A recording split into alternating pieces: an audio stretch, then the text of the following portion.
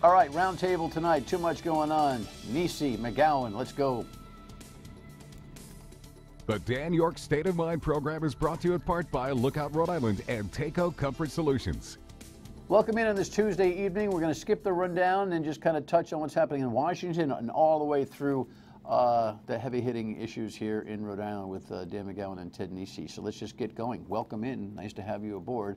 Times are wasting. Headlines from Washington. And remember, we record our programs daily, early in the afternoon, and we have did not have a chance to talk about this tonight because you've seen the reporting on it. But at least there were some developments earlier in the day, including the Deputy Attorney General who assured Congress that he saw no rationale for popping Bob Mueller, the special counsel. Last month, Robert Mueller took over the FBI's investigation into Russian meddling in the 2016 election. I can't think of a worse move for the president at this time. I think the best thing to do is to let Robert Mueller do his job. I think the best vindication for the president is to let this investigation go on independently and thoroughly. Mr. Trump's friend, conservative media mogul Christopher Ruddy, raised the possibility on the PBS NewsHour. I think he's considering perhaps terminating the special counsel. Deputy Attorney General Rod Rosenstein tried to make Sessions' task easier. If President Trump ordered you to fire the special counsel, what would you do? Well, Senator, I'm not going to follow any orders unless I believe those are lawful and appropriate orders. Under the regulation, Special Counsel Mueller may be fired only for good cause. You can't make it up. It's interesting. Ted, Dan, you know these guys. Yeah. Thanks for having us, Dan. I think I was reading some of the reporting on the possible firing of the special prosecutor. It almost seems like, and from reading Maggie Haberman at the Times, who's as sourced as anybody on Trump world stuff, that Trump's friends and allies are kind of trying to send him a message through the media. Don't do this. This is going to backfire on you like the Comey firing did, in the sense that there'll be a lot of backlash that you probably are not looking for right now. Chris Ruddy, who you saw there, who was speaking on PBS, I mean, he's a good friend of the president's, talks to him a lot. The fact that he went out there to say, like, he might do this thing that made huge news, and he was like, and I don't think he should. We've seen this repeatedly where it seems like allies of the president kind of try to get to him more through the media than in private. But here's the thing. If Donald Trump right now actually believes he's been vindicated in the Comey termination, why would he find turbulence with a special counsel rather being tagged here? Yeah, I mean, he lives in his own space. Well, and you're right. And if you follow the logic of he's been vindicated, he feels good about everything that happened last week. It's like you're just creating another fire by even allowing this to be out there and to not. If he does it, he'll be impeached. I think if he doesn't, he'll be impeached. Especially every day we get closer to the 2018 midterms, and the longer this is a controversy, the longer his numbers don't improve, the more frightened incumbent Republicans are going to be about standing by him. They don't even know what's there. I mean, it's not like they've done an investigation to find out what they're defending right now. It would be so extraordinary. I mean, it really would feel like Nixon times again when Nixon did fire the special counsel. You feel like House of Cards. Yeah. Well, I mean, the thing is, and as Ted said, Chris Ruddy is a credible source when it comes to the president, right? He has the president's ear. He's been sort of one of his best surrogates, really, in a lot of ways, ever since he took office and before that. So, I mean, for him to even float that out there, you gotta think he at least talked to someone. Well, I mean, but Ted's point, your point is really on this. Donald Trump's relationship with media, I mean, in his own mind, meaning the way he watches and digests media, he sees no barrier between the camera, the screen. Look, there are things that you wouldn't talk about here. All sorts of things, yeah. There are things that you wouldn't talk about here. There are things I wouldn't talk about here. I wouldn't want a personal message sent to me or you through a television show. Donald Trump's filter is different. He sees that as walking down the street. So I think to your point, they raise it to solve it for him on television. Maybe he sees it better on a screen than he does at a desk. I wonder, though, you bring up the point of him feeling vindicated and that he keeps saying with the Comey testimony, which is itself at least arguable, but, it is true that Comey said... No vindication. Comey, one thing I think that didn't get a lot of attention is Comey did basically tell the president 3 times he himself was not currently directly under investigation, and there was a lot of pushback that he hadn't said that, and that was true. But even if this doesn't go right to Donald Trump, if it involves his son-in-law, Jared Kushner, who's been in a lot of the reporting recently, that might also make the president not want this thing go away, even if he himself has no exposure. You know, that's his son-in-law, as well as a top White House advisor. And of course, we don't know that. We don't know. We just know he's someone being looked at. He made up some elements for vindication. Comey's interaction with the president was about Russian, relationship to the election. That still stands out there. And although there's been no collusion articulated in a public forum yet, that's part of the investigation. The vindication,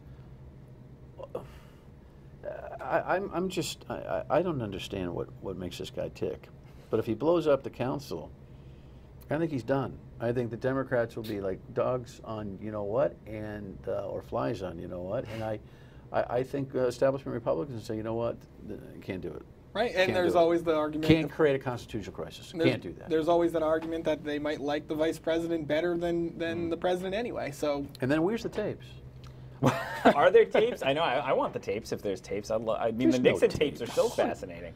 There's no tapes. I'm holding out hope there's tapes. It would be You think wonderful. there's tapes? Reporters would love to have tapes. It would be wonderful to have them as a reporter. I don't wouldn't take know. less I think than we 50 know to 1 already. odds now on tapes. I'm not betting on tapes. Unlikely. I wouldn't bet on it. But then, okay, add that. That's just, you know what, if there are no tapes and he just floated that and now the White House keeps playing kind of hide the ball on if there's tapes, we won't answer if there's tapes, he won't say if there's tapes.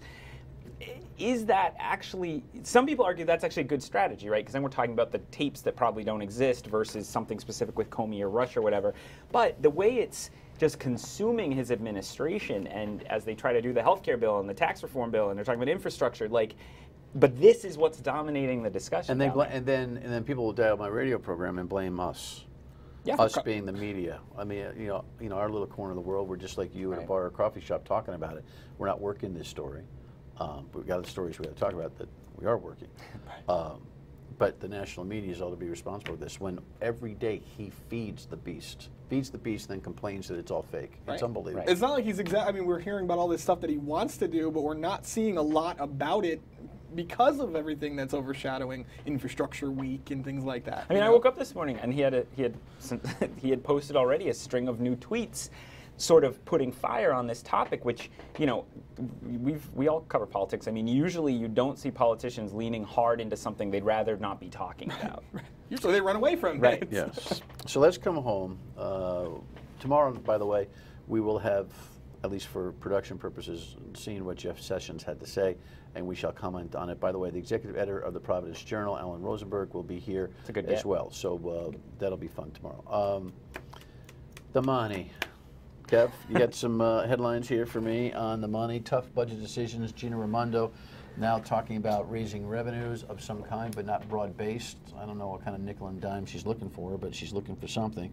And then the Providence budget is on track for passage at that level. We always include something about the city of Providence because as Rhode Island goes, so goes the city, and as the city goes, so goes Rhode Island. And Dan is so intimately involved with the operations of the city of Providence. We always like to check in with him. First, on the statewide side. Yeah, that's about the face they make when you ask them about it. Yeah, 130 in the hole. Before car tax. Before car tax. 116 million in the she's hole saying with car tax. broad-based, got to do something, got to raise revenues. I'm open to, but she's not saying anything. She is not. Look, I've never. She's having a bad few months in terms of leadership. She's not grabbing bulls by horns. She's hedging bets. She's toe in the water on everything. My take. Yours? I certainly think I can see where people would think that, yeah, and I think there's some frustration even among her allies about some of the way they feel she's presenting to Rhode Islanders in recent months. As you say, on this budget thing, I mean, the quote her spokesman gave immediately after the shortfall was developed was like, we don't have a plan. It's their problem, to the Assembly. I sort of get where that's come from. We gave a budget, numbers came in, it's their problem. And in fairness, the Assembly, when there's more money, it's usually like, go away, Governor, like, we're going to decide how to spend that money. It's our budget now. So they want to kind of give them a taste of their own medicine. The problem is, you're the governor. I think people expect the governor to sound more constructive. And you also know, administratively, I hate this term, but where the bodies are buried, you know the line items. The House of Representatives part-time speaker and full-time staff being smaller than the administration of the governor, they're in no position to know where to shave. She's got to make those recommendations. I mean, she knows, she's supposed to know operationally about where you can save some dough. Well, particularly, I mean, some of this is directly attributable to decisions her administration made. I mean, the tax revenue fall, that's happening all over the country. You know, there's different things around. Massachusetts had its bond rating downgraded. I mean, that's a bigger thing. But you know, tens of millions of this shortfall is UHIP.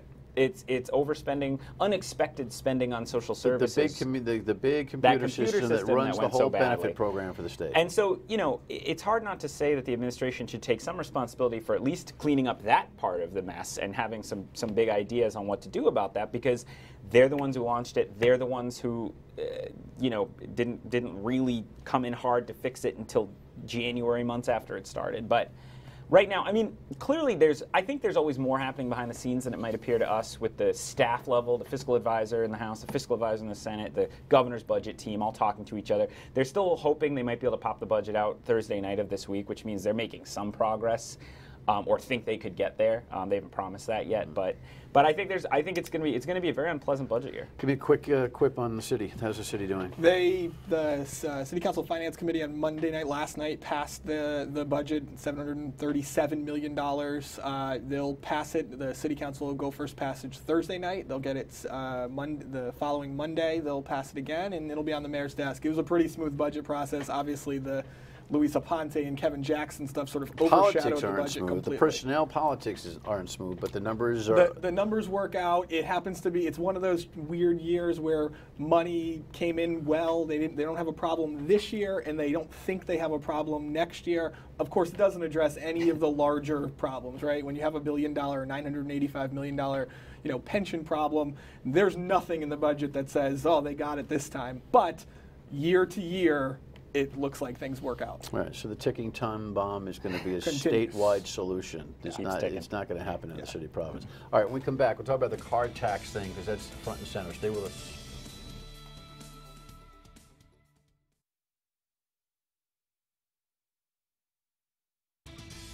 I am delivering on a promise to begin the phase-out of a regressive, oppressive tax. It reimburses our local cities and towns for any revenue loss, so there's no local impact, and it addresses all of our main principles that we intended to address. This is really, one way or another, the people's money, and the people have demanded this, the people expect this, and we are here to serve the will of the people.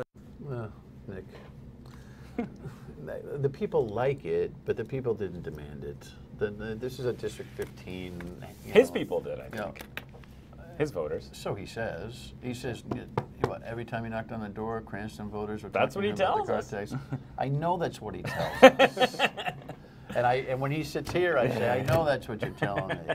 It's funny because it's not something that, like, I hear every day. And I hate the car tax, but it's not something that, like, the average person that emails or calls or I talk to. There was a day when I could bring the car tax up, phones would blow off the hook on the radio. I bring up the car tax now, it's kind of like, yeah. But is that people just being beaten down by the car tax over time? Well, in part, you may. I've never seen. Now, I've been on the radio here. It'll be 18 years in November. I have never seen such a constituent beatdown malaise as we are experiencing right now, between 38 and what it's done to them, just a regular distrust of public officials. The Trump thing, I think, energized a base of people to pay attention to stuff, but then he's off the rails and they're wondering if they made a mistake. I mean, it's a weird time. Are you feeling it? Yeah, I think I've even, like, it's interesting with 38 now, where, it seems like there's always some little minor update to 38. Oh, we found a box. Here's some more emails and something, which so far have not yielded any major new revelations about it. But and you don't find, I think Dan and I would say, we don't find those stories are very popular anymore like they used to be. But I don't take that to mean people are okay with 38 series now. I take it to mean they've made up their minds. That was a horrible, corrupt deal. I'm mad about it. I don't even need to click on stories about it. And government is corrupt, and no more money for public-private partnerships, Paw Sox deal in the dumper because of it, right? Yeah, that's the thing. You see, I think people are just so it's the fed residual up with effect, everything. not the case not the play-by-play. Whereas I will say, I think we might be talking about it later, but this story Tim and I've been working on with the free tuition that Speaker Manuel's aide Frank Montero Jr. gotten. We have not gotten such an explosion of outrage from people. And I want to talk about the psychology of that in a second. So on the car tax, he's going to run it through. I don't know. The Senate President going to jam it up? I don't think so. No, I think it's fine for this year. I mean, remember, it's really... Is it in the budget or it's outside the budget? It will be in the budget. So it's a budget article, so she's not going to veto it. No, it's really 7 car tax plans, if you think about it. You could stop in any year of his phase out and just give the... So this first year is a very popular year because it's very progressive in the sense that it cuts the car tax for really poor people who have like really low ranking cars are taken off the rolls. Waiver up, rate it's down. Later on when you're trying to take back the car tax from like BMWs in East Greenwich and Barrington that you might see, I think, a little more wavering. But I think he's on pretty firm ground with this first year. Well, Brian Daniels of the League of Cities and Towns was on with us last night and reminded us that they're trying to think about the big picture. Is property tax relief, and Rhode Island has one of the highest property tax burdens in the country.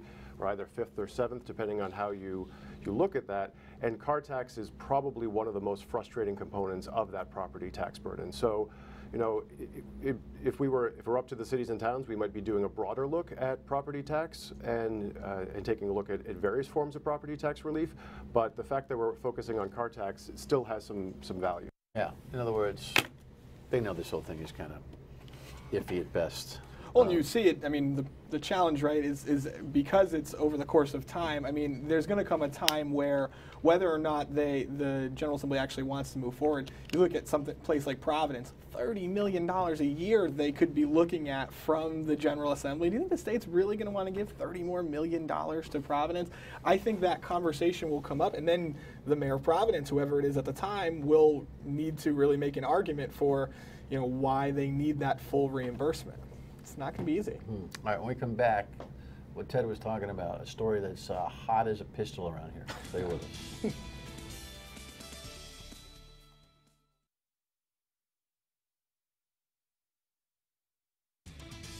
can understand why that might rub people the wrong way. You're not working there anymore. Again, it may or may not, but again, it's a benefit afforded to me as a Rhode Island College employee, as well as all other employees in the higher ed system.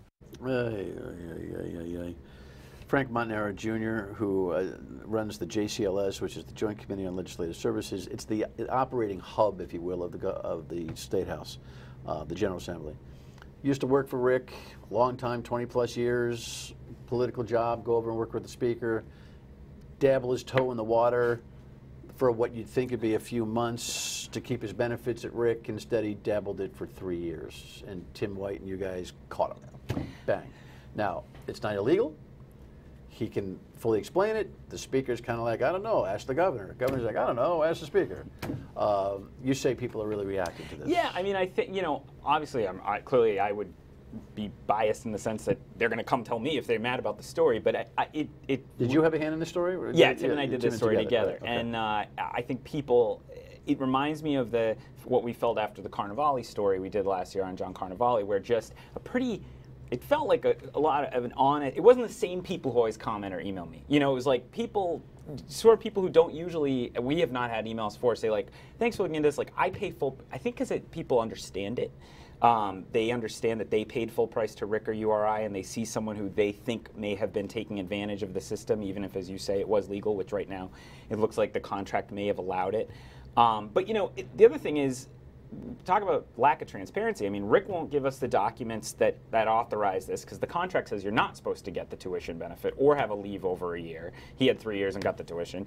He told us he would. 2 kids, right? 2 kids. $50,000 worth of tuition. Yeah, and he told us he'd give us the documents as of when we're taping right now on Tuesday afternoon. He's not getting back to us with that. And as you said, the governor sort of had a blasé comment about it. The Speaker said, hey, I'm not going to tell people what benefits they should take. I haven't heard almost anything from rank and file lawmakers. Well, that's the thing. And this is what's, I think, for the average person must be infuriating, is like you're getting emails or calls from regular people who are upset. Nothing from, except for Representative Nunes, who, to his credit, came out and was pretty harsh about it. Everyone else, including from the top down, the governor on down, nobody wants to say anything. Too. Both well, parties, everyone just wants to say survive it. And then here's the thing. The story is journalistically sound. It is valid. Absolutely. It's a story that needs to be told. Will it create a systemic change? No. And what bothers me about it is not the reporting and the excellent work that you guys did on it, is that the people go nuts over the stuff that's simple. Easy to understand, to your point. We pay tuition, free tuition, and then when the question comes, why do employees at RIC or URI get free tuition? Well, they get free tuition because so does every other school provide to their employees free tuition. Right. It's an industry benefit. And so this is an anomaly where he stretched out his, I don't know if I like this job, coverage type of thing, clearly an abuse of the concept of. Right, that is not what Leave to Protect is designed for. What drives me nuts is that the big picture stuff, you have to put a firecracker under the public in order to get them to get upset, but just give them one of these tangible, clearly abusive, and all that hits the fan. Sure, but I think that's also, it's incumbent on reporters to look for stories that that are also a window into something bigger. And I think in this case, what's the window into something bigger? What's going to change here? Well, I think I'll tell you one thing that already changed with doing the John Carnevale story. They fill out those ethics forms. They are on the ball about that. It was gangbuster work. What do you think this will? By the way, I'm not. This is not a criticism of the work. The story is a great, but. To the extent we accept these things, it creates a culture. We've seen it over and over in Rhode Island. When you don't. When you don't do a story on the little things, the single $50,000 questionable tuition thing, then you have that multiplied over and over. Because people say, oh, Frank got $50,000 free tuition. His Leave to Protect lasted for years. I just don't know what the systemic change of behavior is going to be. But we'll get you guys back as this thing wraps up and ask Tim about it too. I mean, it's phenomenal work, but that the people go nuts over this and don't have stamina for 38 and those kind of things. That's the stuff. I think that's a misreading of the public. I think they did have stamina for 38. I think they were enraged for years about 38. I think they have accepted at this point there will be no further thing, and they're really mad about it, and it's killing the Possocks. If they were enraged about 38, they would have run every state legislator out who said, I didn't know anything about it and took no responsibility for it. A fiscal conservative would say we've already had a positive benefit from 38, which is the Possock Stadium's going to die. 38 is going to kill the Possock Stadium, probably. Well, you know what? That's awful. Because that's not everyone agrees with you. That's terrible public policy. Not everyone agrees with you. Every damn facility we have in this state that people say, oh, I'm proud of it, had a public-private partnership formula to it. But maybe not going forward. Every one of them. Right. And going to make it much more difficult going forward, like that said. Yeah. It's stopping Superman. And so that's a positive outcome? In the view of people who don't like these policies, absolutely. And so in the view of the people who like to whip and crank on the system without thinking through, oh, it's infuriating to me that the backlash and the public's outcry is to take a gun and put it in their own big toe and blow it off. But that's still a systemic change. You don't like the policy outcome, but it's still a systemic change. Right. May not be a good. We had other stuff to do, but now we have no time left. Thanks, guys. Thanks. Final word when we come back.